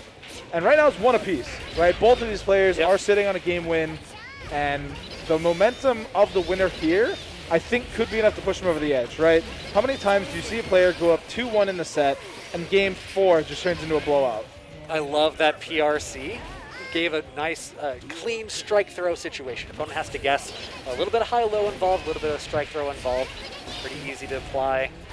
Pretty basic flow chart. Get around when 2D, not landing. That button is a war crime, but am I wrong? Is Geo2D not a war crime? It's an interesting choice of words, is how I'll leave that at the moment. But no, I mean, that was huge coming in from Merkilo, being able to get under that burst and go through the wall. Yep. But I mean, the mental fortitude of T-Wong to still be out here challenging tons of buttons and making sure that you're in what was an opportunity to win is kind of crazy. I'm really liking this BRC safe jump tech. It's a pretty consistently applied option throughout the bracket so far, and I don't think it's really been adapted to very well so far. I don't think anyone's got a read on how to work around that option. I was going to say, it does give you a lot of opportunity. I mean, we've seen double highs, we've seen high lows, we've seen re-jump highs as well. So, like, there are a plentiful amount of options that you have to account for on the opposite side. Neutral reset, but with the advantage of the safe jump, empty jump into the throw. I really like that option. There's been a lot of strike out of the strike throw, and that dash up into the throw is nigh unreactable unless you've got a nice read, and it's really a good way to mix your opponent up, get something a little surprising in there, get a round win. And Merkilo's been very happy to jump strike. There's a lot of opportunity for them there for double overheads and the overhead lows. And so to just suddenly throw a regular throw in, you love to see it. Gold burst on that call out for the 6H is a really, really great move. 100% meter expenditure, kind of get to the wall. There it is, not quite, not enough. I would have bet money that was a wall I thought splat. it was. And then the disrespectful run-up DP, just trying to catch him slipping. But in 5D, there's no burst available. This is guaranteed damage. Yeah, if you finish this combo, which I think they were short one hit, actually. One more hit would have done it, but, you know, after 6P. the neutral resets, a 6P is going to get it done. We take those, no problem. Air to airs, both these opponents have been favoring aerial approaches throughout the day. Oh, man. The counter hit on the 2D carries so far, getting corner pressure from coast to coast. But very telegraphed the cannon drill there. So you are almost always going to get a 6P there. Again, coast to coast, same exact combo one more time. The back throw, pretty degenerate. There's that strike throw coming into effect. 6H on the wall break. Half a bar for either player. Yeah, but that positive bonus is going to build up quite quickly, as you can see here. That burst advantage? No, doesn't even do it. Goes straight for the command throw. Closes out with an OTG. I'm impressed at the diligence not to burst there. I would have panicked. Yeah, and I do like that it kind of mixed Merkilo, right? Because Merkilo was clearly burst baiting there, and the fact that they didn't get the burst that they were looking for, I don't think confused them per se, but it definitely left the door open for that back throw. Corner pressure is now established once again. Ooh, cross up, gets into a counter hit, looking for a throw tech, I think. You have to burst there. You Absolutely, have to burst. You will die if you don't. But you might die anyway. These basketball dribble combos, gets you dropped. I hate that. When you're just sitting in the corner back to the wall and they're just going, they're digging is what they're doing. They're digging for gold. Gold meaning a counter hit in that situation. Ooh, went for a throw on wake up. It's 2 frames. It's a great defensive option if you can get it. Especially when you're not over-representing it. Once you do it a little bit too often, your opponent knows, okay, meaties are the play here. But if you just represent it a little bit to show your opponent that you're not afraid to use it, it can get work done. Yep, and unfortunately find ourselves in this P1 corner one more time with the May action. The Totogekis are flying. Look at this. With safe jump. Cross-up is blocked. Perfect. That was a perfect block, too, which gives you so much advantage in that situation. Ooh, risk is cranked. That's a full bar risk into a counter hit. have to burst. You would have died there. Yeah, I mean, this is to take it to, I believe. Oh, this is game 5. Yeah. So that would have been game point, match point. Yeah. Keep your advantage, keep your momentum. You're going to get the burst back next round more likely than not. That's a full bar. That's going to be the round closed. That's going to be the first member of this bracket into losers finals. Just got to find out LuckyD versus Kenny. Who's beating you there? Yeah, and that, I think it'll be interesting again because it's another big body in the Gold Lewis Dickinson going up against the Kai Kisuke that we watched so easily dismantle Potemkin. Yeah. And, Potemkin, another fairly slow character, has to rely a lot on the hammer fall into the hammer slide to get in against you. And LuckyD clearly had the read against those options. Gold Lewis does not have those same options. And does have a lot more space control with the Behemoth Typhoons. So if you can get yourself there. If you can get yourself there. They are very slow and lumbering space control tools. And we did see LuckyD's aerial space control a lot faster, a lot easier to consistently apply. You can get, 3 or 4 aerial stun edges in the course of 2 Behemoth Typhoons. So it's going to be really interesting to see how the pace of this match goes, because Kenny, we saw, wants to put the pedal on the metal, wants to get you in the corner, and wants you dead immediately. Yeah. And whereas LuckyD, very happy to play a little slower. Yeah, and I think that's kind of where the difference in opinion will come through between the two players, because LuckyD obviously very comfortable playing slow and defensive and letting you come to them. The problem is if you let Dickinson come to you, he is going to beat the shit out of you. Yes. He is not going to let go. And also, Gold Lewis's anti-airs, very strong. Yes. Behemoth Typhoon, if you get the timing right, can convert into absurd damage. 6P. And that 6P is so Shoulder. strong. Shoulder, another good one, yes. Jump Dust, another really good one. That's true. I usually say that as a mix-up tool, but you're right. That is a very good air-to-air because it's got a long, lingering hitbox, got lots of space that it covers. So, granted, those rely on your opponent jumping somewhat at you. Yes, and we see LuckyD is mostly a jump back. Yeah, he's mostly jumping away from you is what his options are going to be. So we're going to head into this matchup now. We are going to see exactly who comes out victorious, right, and claims their spot in the grand finals, which means you guys are running out of time to run the Matcherino codes. Exclamation point, Matcherino. Click the 2 buttons you need to and support tonight's players because they really have been putting on a good show tonight. I have been thoroughly enjoying myself here on the commentary desk. You want to show a little bit of support? We would love you all the more for it. Now, time to get into this next round. Counter hit on the Behemoth Typhoon, and the IAD approach was stuffed out. Here we're seeing the Fireball plan trying to go in action. Ooh, cornered yourself with Fujer Arc. Going for the IBFDs does get a lot more space than your regular FD. So if you can get that rhythm down, it works so well. And also, another thing we haven't talked about, Kai has a Dragon Punch.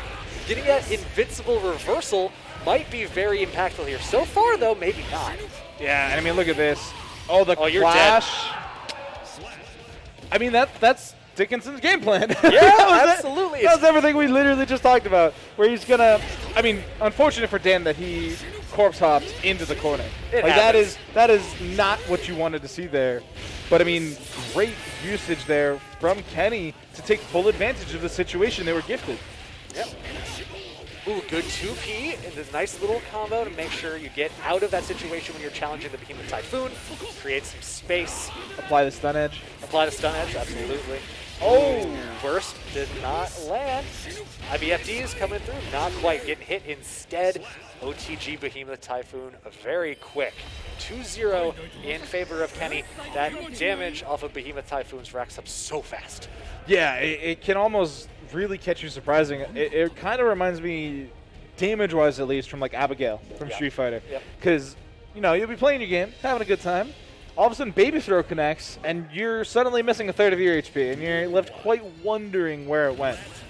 Like that John Travolta meme. Yeah, basically, you're just like, oh, I thought I was playing Street Fighter. I guess not. You have to burst there. You're getting into the corner pressure where we've seen Kenny is so effective. Jump in wasn't contested this time. Maybe contested a little late. Gold burst gets a full bar that is so dangerous. Gold Lewis has those long recoveries sometimes. If you whiff these Behemoth Typhoons, PRC eliminates that weakness. And then just the run up, eating the Behemoth. I mean, I do like that they're mixing up the Behemoths fairly quickly. Yes. So that you're not always getting a read on exactly what you're supposed to be doing in these situations. And just getting popped into the sky one more time. It definitely seems like LuckyD's game plan that worked against Potemkin is clearly not the same. And just a hugely clean punish here. Kenny showing great fortitude, great practice. Lots of lab work is going into these DP punishes. A little poor drop spacing there, but that's okay. Yeah, that's just some unlucky spacing. And I mean, the stun edge is so slow to shoot out. You can beat it with just a quick minigun. And it eats the projectile too. Like that's the crazy part there is like he used the level 3 minigun to apply pressure. Didn't get anything out of it. And he's like, oh, you're going to throw lightning at me? You know what beats lightning? Bullets, my guy. I love this adaptation, though. We have not been seeing the throws coming out of the Kyle Kiske, and instead, just been a lot of zoning. Gold Lewis is weak to run-up throws sometimes if you're not reacting quickly enough. Behemoth Typhoon, relatively slow-moving. If you don't already have the advantage, throw can work pretty well. DP actually lands this time. There Should be able to go through the wall, yep. Gets that positive bonus. Level 3 and 50 tension on deck for Kenny, though. So definitely an opportunity for some damage. I mean, anything cashes out. They're just cranking that damage right now. Ooh, the backdash does dodge the Behemoth Typhoon. Run under for the side switch. Sets up that stun edge as well. Positive bonuses, no more. The OTG. Oh, man. Oh, boy, oh, boy, oh, boy. It's already 2-0. Kenny's speedrunning this bracket. Yeah, it is match point already between LuckyD and Kenny here. And I mean, LuckyD was not a pushover earlier. It was a slower match, sure, against DocBach, but it was not like this. Okay. Trying to apply that pressure still. Just trying to get a little slower with it, trying to keep the pace more in tune with what they want. Drop the counter hit combo, though. Ride the lightning. I think is it's this going blocked. to land? That does. It was a counter hit. All right. I respect it. Recovery's a little long. Couldn't go for a meteor jump in. That jump dust is silly. Gonna get that RC going forward. Tried to go for the low. Didn't respect the jump back option from LuckyD. Good backdash coming out again. That is something we haven't seen get going too much in Kenny's other matches. Yeah. Behemoth Typhoon is occasionally vulnerable to backdashes, and if you can get that timing correct, it could be a very good tool to get out of that pressure. However, the risk is so high if you mess it up. Yeah, and I mean, to be fair, a lot of the previous matches we've seen from Kenny have literally all happened in P2 corner and P1 corner. Yes. It's that mid-screen we really haven't seen gameplay-wise from Kenny. So when LuckyD is trying to keep it a little bit more mid-screen, unless he's in advantage, that is a game plan we have not seen executed yet from Kenny. Did see a burst get baited there, which was nice. So the adaptions are working so far. They are. That is going to be one on the board for LuckyD. Okay, things we saw there. We saw the backdash come into play. We saw the IBFD wasn't as big of a deal now. And we did see that the jump out of the low Behemoth Typhoon was buying a little bit of space, a little bit of time for LuckyD. And if you don't get the guard crush going off the Behemoth Typhoons, then that means you don't get to keep throwing them out, right? You need to chain guard crush into guard crush in order to keep your advantage. If you ever backdash one, jump out of one, Abare one, I can't Abare, don't Abare Gold, don't Abare Gold Lewis, please. But if you can manage your way out of one of them, you can squirrel your way into an advantageous situation pretty well if you can convert. Yeah, and I think something that will really come into play between these two players is, you guys can't see it because we don't have player cams right now. Yep. But Kenny's a little on the younger side, to the point where I would probably say LuckyD has been playing fighting games longer than he's been alive. Twice as long as he's been alive. Yeah. So I mean, we're gonna hit a stage of this tournament here where Dan's fundamentals of just a lifetime of playing fighting games. Let me tell you a funny story. Before the bracket started, right when the bracket was starting, rather, before the stream started, LuckyD said, you know what you might get to see today? The Prodigy versus the Masters. The old man who's been playing, understands every fighting game under the sun, versus the kid who's just so good, despite the fact crushing him. that He's back on tournament point already. It's so fast too. In the time it took you to say Master versus Prodigy, the round was over, and it was tournament match pointing him. It's just obscene. The damage is just so high. Okay, run up. Gets a nice counter hit. We're seeing delayed Gattlings coming through for LuckyD now. That's something that hasn't been represented across the bracket very much. Delaying those links gets you the counter hit opportunities, but so does just jumping up, smacking you in the face with a coffin. Yeah, and I did he push a button? He pushed a button! He's not dead. He's not dead. It doesn't matter. You're going to eat this minigun. He's no got the FD, meter. and the air option comes through. Kenny is your first member of the Grand Finals, the Boston Blue Beat offline Strive bracket. Dan combined 30 years of fighting game experience, losing to the young kid. Honestly, it's inspiring. Oh, 100%. The kid's so good. It's the next generation. And Without a doubt. We had similar conversations at the beginning of Dragon Ball FighterZ because Kite came in. Yep. He was like 15 at the time, and he crushed everybody for weeks. And this next generation of fighting game players are just absurdly good. And, I mean, honestly, that's true for all esports players. Like we're watching kids come in playing Fortnite. Obviously, Booga was very young when he won the first ever world championship of Fortnite. We're seeing FPS players get younger and younger and younger. Players like Stewie and just obscenely good talent. Over in the LCK for League of Legends, we're seeing the old guard start integrating with some newer talent, like SKT T-Wong has some new players that are just like Zeus, their top laner, has been demolishing people despite being a rookie. So yeah. I mean, he has Faker on his across team, the board. So, like, yeah, I mean, having Faker helps. Again, when you have the GOAT, the best player that's ever played the game, being able to teach you, it does give you a little bit of a boost. I could see how that would be beneficial. So we are going to be heading into our losers finals matchup, and knowing Dan, he's going to have a chip on his shoulder. He definitely wants that run back against Kenny. That's a Geo on his shoulder, actually. Got him! Yep, that is going to be Kai versus Geo. But you were saying he does want that run back. He wants the run back, so he's going to put a lot of effort into this matchup here. And he might need it. He's been playing really solidly, right? He just kind of got bulldozed by Gold Lewis Dickinson doing damage. Gold Lewis things. Yeah, like there wasn't, a lot of room for interpretation there. But against Geo, there's a lot more going on. There's a lot more you kind of have to be aware of, too. It's not just the same button 6 times in a row. I think somebody is... I think we're just doing it. Go for a button check. Well, I don't think they changed buttons. Oh, there we go. I think. Yep, players are talking to each other. They're getting everything set up, making sure everything's set exactly as it ought to be. We got Kenny coming over here, the prodigy himself.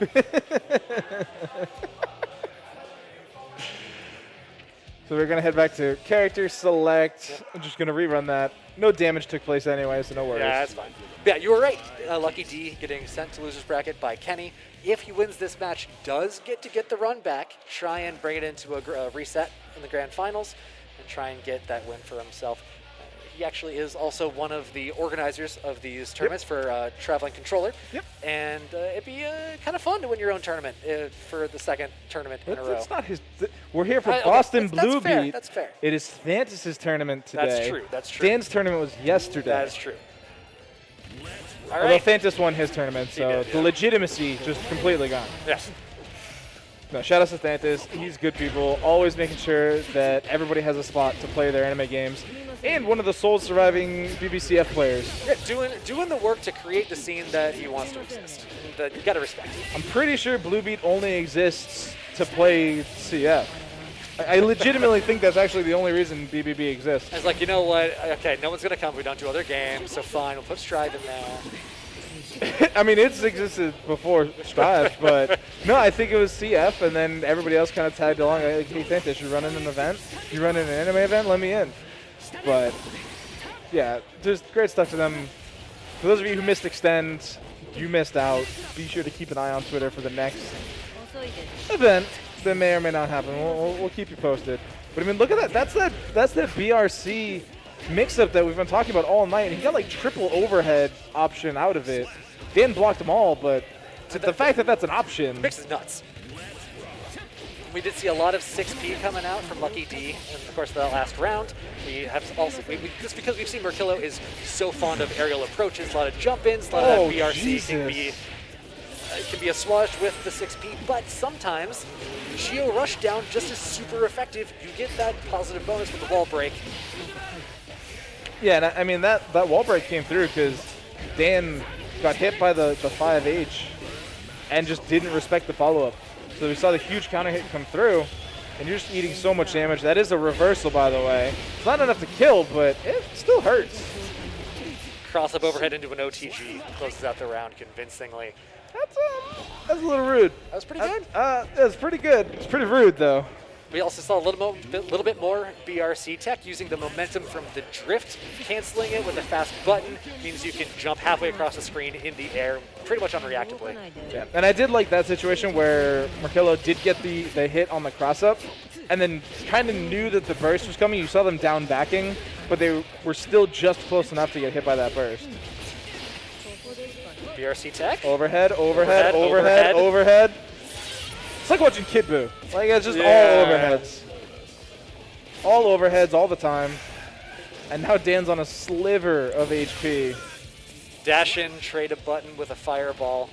Pretty advantageous when you just broke the wall. It did cost him a perfect, but you know what? I think at this point we're taking round wins. You know, the mental damage is great, but sometimes just the physical damage is enough. The body is weak and the mind is plenty. DP came through, got himself a turn. Good challenge interrupt coming out of Merkilo. Oh, the drift went the wrong way. Dan had the right idea. You landed the DP, you expect him to stay in front of you, so you red RC forward to keep the combo going into a potential wall splat break. They were just far enough in the arc of their jump. Ooh, the burst came through after a traded button. Thought he wasn't going to win out, needed to do it for safety, but in fact, no such need. Dan had the right read again and just didn't believe in the hit. Could have closed out the round and kept themselves alive. Shock state. Fireball plan is in full effect. 6Ps? No. I think that was one of the... Jump dust! Excuse me? My guy! That button comes out so fast. It's the first time we've seen it all night. Yeah. It's a great air-to-air. Yes. Just something we were talking about the first time we saw LuckyD on stage. Jumping over the corkscrew. I like that approach. It means you get to take a turn afterward. That does recover pretty quickly, but still just enough to press a quick button. Cross-ups. Just the raw DP coming out here, making sure that the pressure is not too much. 5D, there's no burst. There's no burst. This could kill. Does Dan have it? Not quite. 5K. 5K does it. Just kicking him. Get out of here. It's on the board. Yeah, one apiece so far. Things are looking pretty good between these two players. They seem to have an understanding about each other and how they want to play. And even like the so far adaptations that we've been seeing out of both of them have largely both been successful. Yeah, I agree. I want to see LuckyD maybe look to be a little bit more aggressive. There have been a couple opportunities that have been missed on whiffs because he goes for a second backdash after the first one is successful. So. Or even like that gold burst that we just saw there. Yes. There wasn't really a punish option. Stun Dipper. It has to be RC that is minus enough to be punishable by basically the entire cast. Yep. And again, we're seeing that air super become an option again. Chases down the backdash with that 2D. Again, multi-hits. You have to be aware that you can get caught by it if close enough. There was something tricky there, actually. After getting the hard knockdown, Merkilo went for the OTG close slash. It did not connect. He knew to back off. Going for more pressure there without the OTG frames isn't as advantageous. Backing off, taking the conservative approach, resetting to your advantageous state in the corner. Really smart play. I really like that choice. Instead of 2 dust that was multi-hit, I meant the 2 slash. We all make mistakes. Yeah, but you know, the we all make stream mistakes specifically regarding 2D for Giovanna. Yeah, it's too good. Yeah. Burst has to happen there. You're low enough on life. Full bar is really afraid. I do like the PRC chase down attempt, but Merkilo, again, quick on that blue RC just to try and buy time and buy space. Great 6P. He read the command normal that puts you airborne. YRC to get some space. Low button gets the turn. That's 2-1. One more. Merkilo goes into the grand finals to face Kenny. LuckyD Still looking for that run back, needs 2 here. Yeah, and I don't believe Kenny Merkilo is a matchup that we've seen here today. I believe not. Not on stream. Yeah, I was gonna say I can't scroll back the bracket right now, but Ooh, wait for a DP, had to RC, otherwise that would have been a lot of damage on that punish. His sword buttons do push him back a good amount. You get to fall back on that fireball plan, but that gives Giovanna room to operate, get that risk gauge back down after Kai cranked it so high. Going low that time, not going for overheads. But we've been seeing Merkilo introduce those throws again. We saw it in the last match where we watched them. The throw option always available, even though they do heavily rely on the strike option. I love the Abare. Mash out of that corner with the 5P. BRC. Trying to get pressure on your time. And they hit so low in that jump arc. That was still an airborne hit. It looked like a low. It looked like a low. It's so ambiguous when you hit that low. He broke his ankle is what happened. Yeah. Oh, the air-to-air connection. And best character in the game at picking up these little air-to-air tags. Bar none, it's Giovanna. That 6H, 6H, 6H combo carries so far, you can get to the corner from basically anywhere. Yeah, and you can get it off of almost any air hit, too. It's really, really good. Like, there's no other option for it. It's a strong option. Stunt Dipper just contested the jump in. Yeah, really interesting stuff there from Dan. It is going to work out. He's going to go for the TP through the wall. Gets that positive bonus. Great 6P. It actually beat out the 5 heavy slash there. Ooh, the Stun Dipper landed. Maybe looking for an Abare, maybe looking for a jump that just barely got tagged. Still had the meter to cover the 2K approach, but in fact gets that little hit. One more to take it to a final round. Yeah, I mean, Dan's fighting for tournament life right now. Has to win this. Great read there on the 6P. Trying to use that air movement to get over the fireball. Not successful. And now it's the Kai plan. Gets the forward throw into the fireball setup, into just buttons. Somehow ends up on the wrong side of the screen, though. The 6H combo into the wall splats so reliably. You can do that as a very simple bread and butter option to get your conversion work every time. We've seen it throughout the bracket so far. Oh, nice little punish there. Tried to go for the 2, I believe it was 2 heavy slash there. That just was poorly spaced there from Merkilo. And now you're working with a pixel of HP. You have a lot of ground to cover if you want to close this out. And another successful dust from Dan. That's going to bring us to one last game in the losers finals. Winner takes on Kenny. Tournament life at stake for both players. Honestly, the way that Kenny's playing, are you sure you want to win this one? Are you sure you want to have to go up against that Gold Lewis? I don't know, man. The kid's on fire. He's lightning. He's just blowing through everybody. I mean, I'm looking here, so we got 3-0 versus Nox, 3-0 versus LuckyD. I'd love it if I could move the bracket back just to see how else they played here tonight. But I suppose I can pull it up on my phone while we're heading into this. That's true, but yeah, either way, Kenny has been absolutely demolishing this bracket. Here we go. Last game between Merkilo and LuckyD. LuckyD getting that space, like he's want to do 2D counter hit. Have to burst that. That can go to the wall so easily. But Gio, we've been talking about that. Jump in is going to be successful. 2D, the follow-up does get DP'd. No, ooh, the gold burst. Gold burst.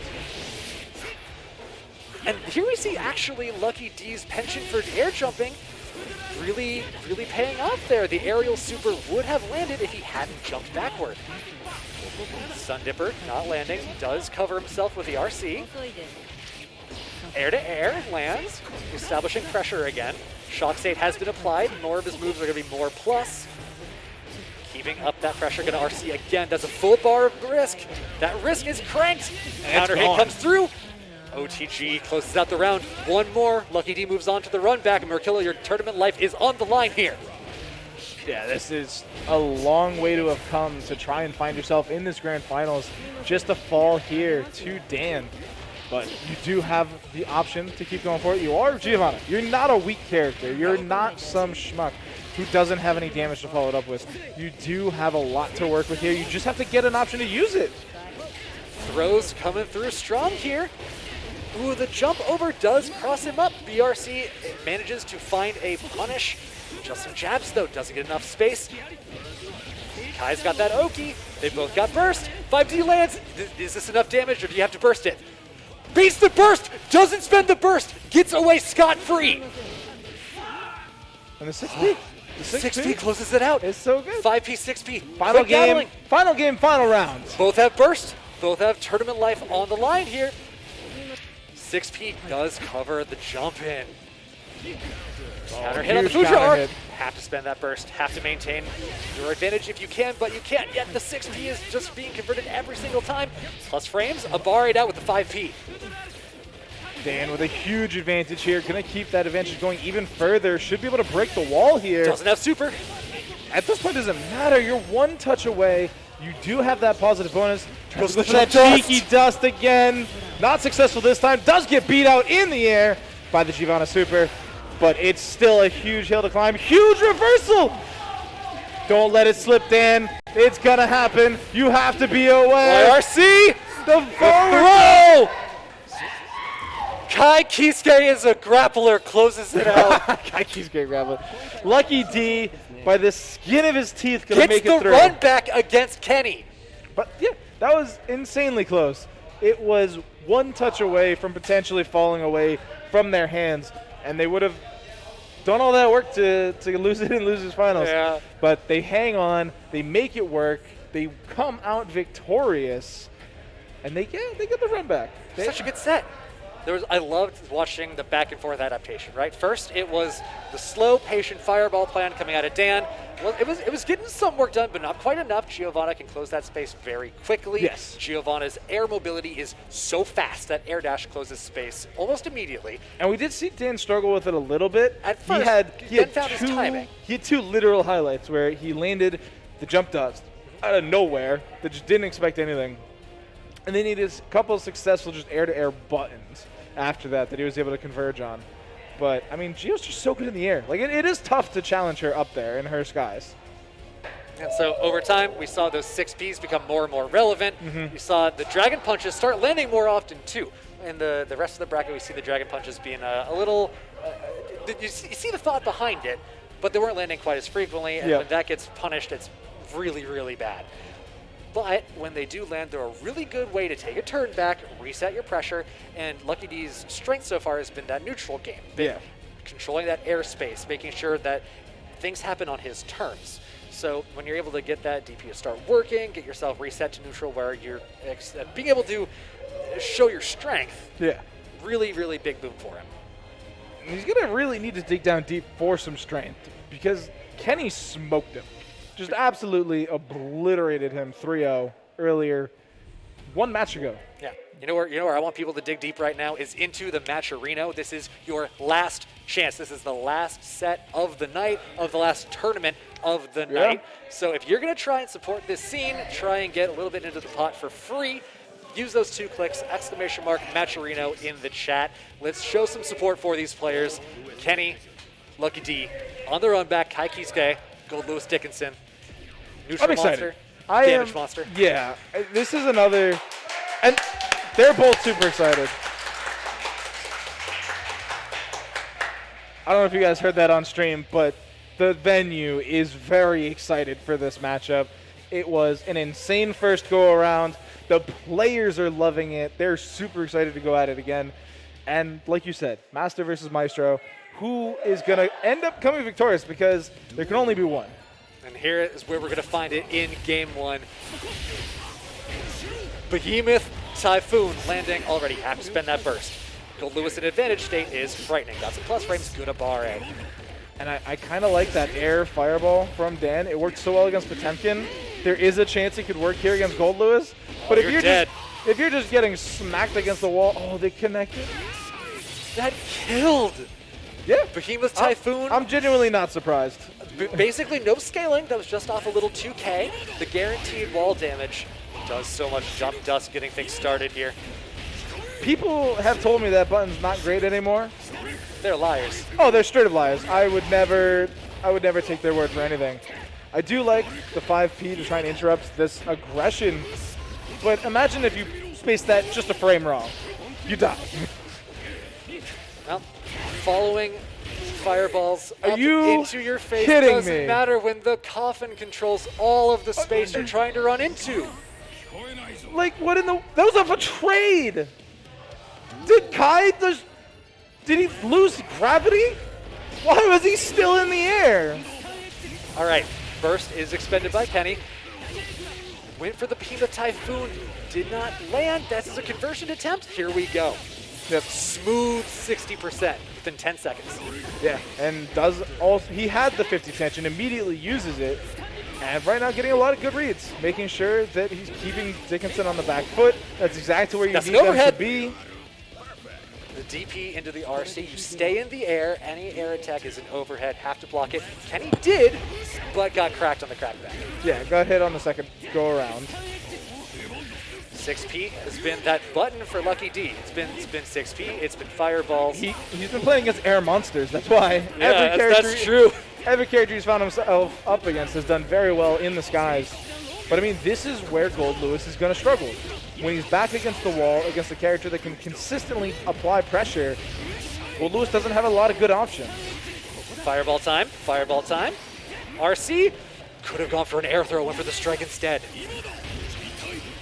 Jump D, trying to get something going. A little short on that Typhoon. That was the small one. But again, patient play being rewarded here for LuckyD. And you know what LuckyD is doing that I love, that I don't see a lot of Kai players doing? Slash versions of specials. Yeah. You're seeing the quick fireball, which, you know, that's pretty standard, but all the DPs have been the slash DPs, not the heavy DPs. Yeah. They're a little faster, a little less punishable, get back on the ground a little faster. It's really important in this matchup when the Behemoth Typhoons take a while to come out. You know, Gold Lewis, he's acrobatic for his size, but his buttons still take a little while, so if you can get the faster versions of things. Yeah, and I mean, anything to buy you a little bit of space, right? Even if you are playing fast and loose with it, you know, with these light fireballs and things like that, if he keeps Gold Lewis from beating you into the ground with this coffin, you need that second to breathe. Good thing is for Kenny, though, denying that second is so easy when you have a guard crush on your primary move. If you can get the option to. We're in P1 corner, but we've been seeing this situation a couple times now from LuckyD, where he just gets the button going, can apply some pressure, goes for the cross-up, not successful this time. Oh, but that's dead. That it is. Behemoth Typhoon will close it out. Didn't even need meter. No. You don't carry it forward in this game, obviously, but didn't even need it. Air to air, Behemoth Typhoon landing 2P Abare gets work done. Jump Dust, though, is such an oppressive button, covers so much space. Down with the system, breaks the wall. Advantageous state here after the knockdown. Nice tech there. Keeps a little bit of pressure off LuckyD, but what does it matter when all this chip damage is just constantly coming at you? You're dead. Oh, you're not dead. Punish? Oh, no, went for the throw. He wasn't in range. Dan! Jump Dust closes it out. That's so unfortunate. Gifted an opportunity. No player cams. You couldn't see LuckyD throwing his arms up to the heavens. And that's the type of frustration you get as a seasoned player. Yes. You're just like, I threw it all away. I had my opportunity. You've been around long enough, you know not to blame the beasts. You know this is on you. Just got to play it better. I don't know. Gold Lewis is definitely beasting on Dan right now. So it's 2-1, excuse me, in grand finals. One more. Kenny takes this. Pretty cleanly, too. Like, absolutely cleanly. LuckyD fighting for his life out here. For the second time already. Oh, yeah. I love the early burst, though. The early burst does so much momentum for Gold Lewis. It just puts Kai back into a disadvantaged position. Missed his meaty, so wake-up throw puts him back into disadvantage. And a bad burst. This is so much damage. You're not down with the system. No, doesn't spend the meter. I don't think you were dead. But now you can kind of PM him by punishing Ride the Lightning. The PRC. And the overhead to close out the round. One more for Kenny. From a mile away, the venue is going to explode if Kenny can get this together. FD coming out, keeping that chip damage away off these fireballs. I mean, you have to. Oh, that was odd. It looked like the fireball hit super late in the animation. It still hit, but it just looked weird combined with the 6P. Get this advantage off that knockdown. Kenny's going for the Abare. Not quite in range. 5D gets blocked. Somehow connects a Typhoon? That's going to be a lot of damage, and it's going to be PRC, does he side switch? No, not quite. Does he go coast to coast? Can make happen cross up. He went for the cross up. Level 3 security. Not quite enough. This as a knockdown, Behemoth Typhoon! Kenny takes it in your Boston Blue Beat Strive champion. In just absolutely commanding fashion. 3-1ing Dan LuckyD once, because he 3-0'd him the first time. Hey, production, can we see the full run Kenny went today? Did he take anything other than a 3-0 or a 3-1? Didn't drop a set. Yeah, I mean, Kenny 6-1ing LuckyD is Someone's pretty impressive. Been playing literally decades longer than this man has been alive. Dan might watch this back and be offended we're calling him old. But Well, you know. I mean, by comparison, at least. True. I mean, that is absolutely crazy to see. I mean, we talked earlier a little bit about the upcoming generation of fighting game players and how insane they are. But, I mean, that was a very clean run from Kenny. Didn't go down into losers. From what we can see here, 3-1'd or 3-0'd everybody. We're looking here. Yeah, 3-1, 3-0, 3-0, 3-0, 3-1. They beat Kotal, they beat T-Wong, they beat Nox, they beat LuckyD twice. Double Jeopardy this man into oblivion. For my Tekken fans out there, double Luigi. Just insane run there from pretty much actually everybody. Everybody had a good run today here in the Guilty Gear Strive bracket. Everybody played their heart out, and it's a type of game where I don't think a 3-0 tells the whole story. No, it's a very volatile game. If you get a little bit of advantage, you take an inch, get a mile for it. The damage is absurd in this game in the best of ways. Makes those high-flying moments where Kenny demolishes 80% of your health bar off of one Behemoth Typhoon. But in this Behemoth Typhoon, Kenny wins the tournament. Yep, and that is going to close it out for us here today at the Boston Blue Beat, monthly here at Balance Patch. We had tons of fun games with BBCF, Dragon Ball Fighters, Melty Blood, Guilty Gear Strive, all the favorites of the current season, and everybody had a great time. I hope you guys at home did as well. LaserGician, any final words for the people at home today? Of course, if you want more Boston Blue Beat action, there is both an offline and an online monthly coming up in the future. Make sure you tune in to Boston Blue Beat's Twitter for more information there. Until then, I've been LaserGician. I've been Doctor, and I want to give a shout out to our man behind the stream, Tom. Everybody knows him. He's been here with the Balance Patch crew and the Costa crew forever, putting in all that work. And of course, shout out to Fantas. Yes. The man behind Boston Blue Beat, bringing this all together for us. Yes. Doing some good work, fighting the good fight. And everybody else that put in work behind it. It's not just Thantis. We did mention him by name. Shout out to the COs. There's a whole team of people behind him that are putting in work to make sure everybody has the best experience possible. And for now, until next time, we will see you guys later. Bye-bye now.